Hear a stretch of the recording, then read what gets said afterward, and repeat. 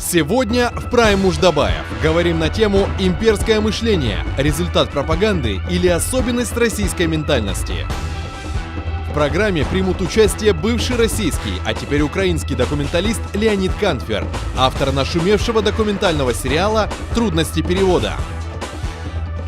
И его главный герой Владимир Виноградов, известный в России правдоруб из Владимирской области. Об Украине он мог судить только по российским СМИ, но в украинском проекте его мнение поменялось. И вот спустя 2 года после съемок сериала Владимир Виноградов снова в Украине. Что произошло в жизни автора и его героя за это время? Остался ли Виноградов при своем мнении или российская пропаганда вернула его в нарисованную ею действительность? Смотрите сегодня в 21:00 на телеканале АТР.